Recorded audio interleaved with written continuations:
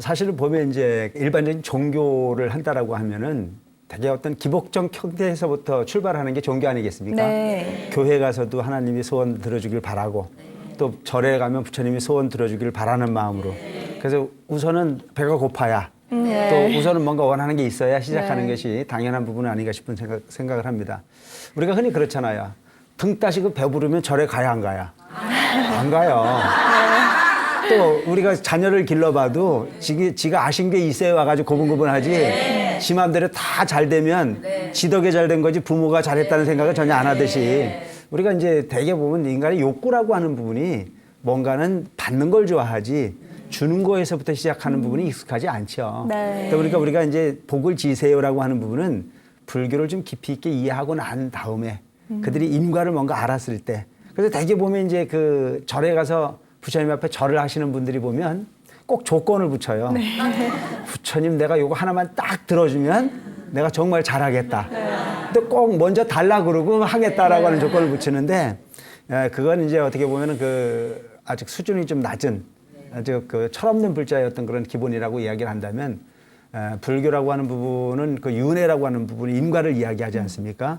과거를 통해서 현재가 있고 현재를 통해서 미래가 연출이 된다라고 하는 것이 부처님 가르침이듯이 우리가 이제 흔히 보면 복을 짓는 가르침이 부처님 가르침의 핵심이지만 우리가 그 흔히 많은 사람들에게 복 지으세요 그러면은 누가 복을 많이 지으라고 그러면은 지라고 이야기를 하느냐면 주로 구걸하는 사람들이 나한테 좀 줘라 그럼 네가 복을 되는 거다 이렇게 이제 이야기를 하는 경우들도 많이 있고 그래서 복을 지라고 하는 어감보다는 복을 받으세요라고 하는 부분이 훨씬 더 풍성해 보이지 않습니까?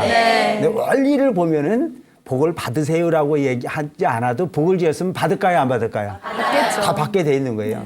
근데 어차피 받는 거라면 우리가 거기에 인심을 한번 더 써서 받으라고 이야기하면 듣는 사람도 기분 좋고 내가 주는 것이 아닌데 내가 막 베풀 수 있어서 또 엄청난 걸 베푸는 것 같은 기분이 들어서 서로 풍요로울 수 있는데 가끔 보면 이제 복을 지세요 그러면은 좀 상대방이 지라고 얘기를 하니까 좀 기분 나쁜 어감 같은 것이 일 수는 있습니다. 그런데 부처님 가르침의 핵심을 보면 복을 짓는 것 자체는 지어놓으면 당연히 받게 돼 있다. 누가 받으라고 이야기를 하지 않아도 당연히 밖에 있는 도리가 있느니만큼 우리가 복을 받으려면은 짓는 것은 우리 인생의 완벽한 공식이 될 수 있는 부분이다. 옛날에 부처님 당시에 안하율이라고 하는 부처님 제자가 있었습니다. 이 안하율은 참으로 성실한 사람이었고 머리가 참 좋은 사람이었어요. 근데 어느 날 부처님께서 설법을 하시었는데 그 설법을 하는 중에 이 안하율이 졸고 있었어요. 그래서 부처님께서 네가 그렇지 않을 아이인데 어떻게 그렇게 조는가 싶어가지고 안하율을 불렀습니다. 그리고 안하율에게 이야기를 하기를 안하율아 너는 어찌 내가 볼 때는 참 성실하고 소위 머리도 좋고 분명히 큰 해탈을 할 수 있는 그런 그 소위 원인이 있는 그 제자인 것 같은데 하필이면 내가 법설을 할 때 조는 이유가 뭘까 이렇게 물었어요. 그 안하율이 부처님께서 말씀을 하시니까 너무너무 죄송한 거였어요. 내가 졸았구나. 이 큰 스승의 가르침을 내가 등한시하고 졸은 부분 너무너무 부끄러운 일이었다. 내 지금부터 이 잠하고 싸워가지고 이기리라. 그래서 그때부터 잠을 안 잔 거야. 그래가지고 수개월을 잠을 안 자고 버티다 보니까 눈이 짓물렀어요. 그리고 눈에서 뭐 고름이 나오고 그래서 눈병이 나가지고 두 눈이 다 멀어버렸어요. 그래도 이는 오직 자지 않겠다는 의지를 가지고 열심히 수행을 하고 있었죠. 근데 가장 중요한 것은 우리 육신이라는 건 대단히 중요한 부분이지 않습니까?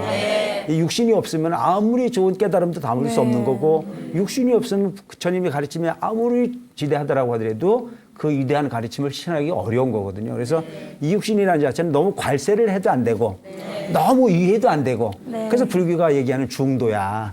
너무 위하면 이게 맨날 누워만 있자 그러거든.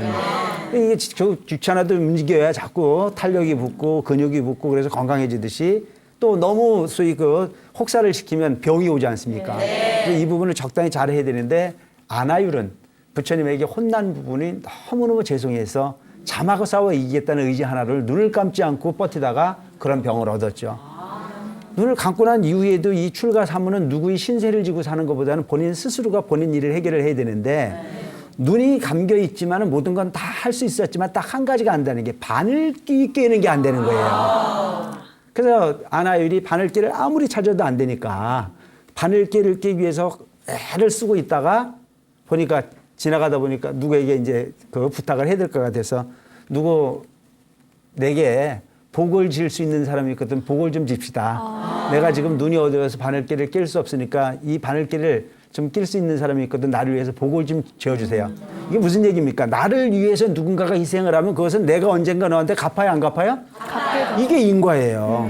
그래서 누군가에게 받는 것을 너무 좋아할 필요가 없어. 네. 근데 오늘날 우리는 꼭 보면은 노력하지 않고 많은 대가를 바라야 안 바라야? 바라요. 그러니까 지가 노력을 해서 뭔가 해결할 수 있는 일인데도 누가 날 왕창 도와주길 바래가지고 복권을 사 안 사? 사요. 그러니까 이게 불이익.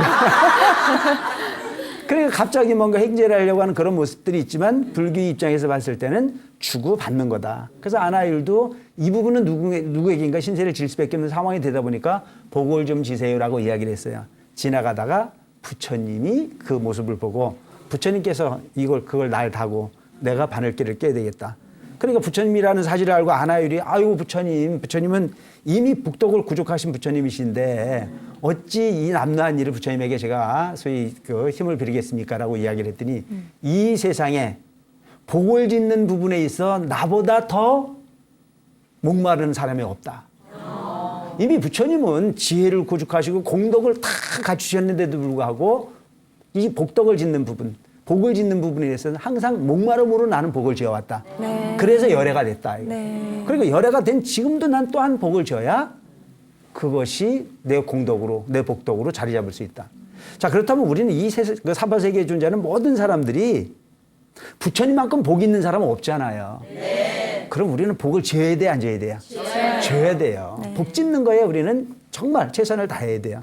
그래서 여러분들이 복 지을 수 있는 기회가 있는 부분을 감사하게 생각할 줄 알아야 돼. 네. 그러니까 가끔 지나가다 보면 어느 거린이 하나 있잖아요. 네. 어느 불쌍한 사람이 있으면 도와주고 싶은 마음이 선뜻 생기는 경우도 있고 도와줄까 말까 망설이는 마음도 생기고 네. 그러다가 그냥 알아 모르겠다 누가 대신 도와주겠지 그러고 그냥 지나가면 뭔가 뒤통수가 가려워야 안 가려워야 정말 하루 종일 찝찝하잖아요. 네. 근데 막상 내가 이걸 도와주었으면 좋겠는데 도와줄 수 있는 여유가 없으면 그것마저도 마음이 편하지 않는 경우가 너무 많지 않습니까? 네. 그러니까 이 세상은 홀로 살 수 없는 거야. 네. 너 때문에 내가 괴로울 때도 있고 너 때문에 내 마음이 아플 때도 있고 너 때문에 내가 행복할 때도 있고 너 때문에 내가 웃을 때도 있고 그러니까 이 세상에 존재하는 모든 부분은 동체 대비야. 한 부분이 큰 수의 그 우주라고 하는 부분이 법계 속에서 우리는 한 형제처럼 그렇게 나누고 살아야 되는 부분이다. 그래서 내 거라고 하는 부분에 너무 집착하지 말고 기회가 있을 때 과감하게 뭔가 실천을 해냈을 때 그것은 상대를 행복하게 하는 게 아니고 내 스스로를 무척 행복하게 하는 부분인데도 불구하고 우리는 그 인과라고 하는 부분을 반신반의하잖아요. 네. 설마 그런 게 있을까 싶어가지고 그렇지만 네. 우리 불자라고 하면 인과라고 하는 부분을 반드시 믿고 내가 좋은 기회를 갖고 노력을 했을 땐 거기에 대해서 스스로 행복해할 줄 아는 그래서 스스로에게 칭찬할 줄 아는 마음으로 자꾸 이렇게 그 덕을 쌓아가면 그 복이라고 하는 부분을 짓는 자체가 이 세상의 가장 큰 행복이고 그 행복의 가운데 먼 그 훗날에는 그보다 더 큰 부분의 행복의 주인공으로 우뚝 쓸 수 있다라고 하는 부분에 생각을 하게 합니다. 제가 이제 그 출가를 한 이후에 네. 불사를 여러 군데 이렇게 하고 있습니다. 지금 제가 절을 짓는 것이 이제 7개째 절을 짓고 있는데 참 감사한 일들이 스님이 뭐 노동해가지고 절 지을 수 있는 건 아니잖아요. 네. 정말 불자님들에게 이런 불사가 있습니다고 권선하고 그 권선을 하고 나면 그분들이 이제 마음을 우러내가지고 시주를 이렇게 하시는데 그럼 제 입장에서는 그 불사에 시주를 하신 분들이 보면 고마워요, 안 고마워요? 고마워요. 참 너무너무 고마운 일이죠. 내가 내 주머니에 개인적으로 돈 넣는 일은 없어도 그래도 내가 목표로 한 게 정말 부처님 계시는 이 도량을 완성을 해서 많은 중생들이 귀처가 되고 공덕을 쌓아갈 수 있는 도량을 이루는데 그 목적을 함께하고 그것이 한 땀 한 땀 만들어져 갔을 때의 기쁨은 이루 말할 수 없는 기쁨이거든요. 그래서 그 불자들에게 항상 감사하게 생각해서 고맙다고 인사를 하면 어떤 보살님들은 오셔가지고 거꾸로 저한테 그런 얘기를 해요. 스님 저한테 왜 고맙다고 말씀하십니까? 내 복 지려고 한 거지 스님 뭐 잘 되라고 한 게 아닙니다. 스님은 네. 기회를 주셨으니 저한테는 아주 감사한 존재입니다. 그래서 오히려 저한테 인사를 하지 마시고 그들이 오히려 스님에게 하는 이야기가 스님 복 지를 수 있는 기회가 있어서 너무너무 감사합니다. 라고 하는 이야기를 하거든요. 뭐 이런 분들이야말로 제대로 된 인과를 아시는 분들이고 이분들이야말로 부처님의 가르침을 복 짓는 방법을 제대로 실천하는 분은 아닌가 하는 그런 생각을 합니다. 그래서 이 세상이 모든 삶이 이렇게 해서 감사하고 저렇게 해서 감사하고 받은 사람은 받아서 감사하고 준 사람은 복 줄 수 있는 기회를 줘서 또 감사하고 모든 부분이 다 감사하면 우리가 행복해야 안 행복해요? 그래서 짓는 것도 행복한 일이고 받는 것도 행복한 일이니만큼 우리는 열심히 짓고 열심히 받을 수 있는 지혜로운 부자가 됐으면 좋겠습니다. BTN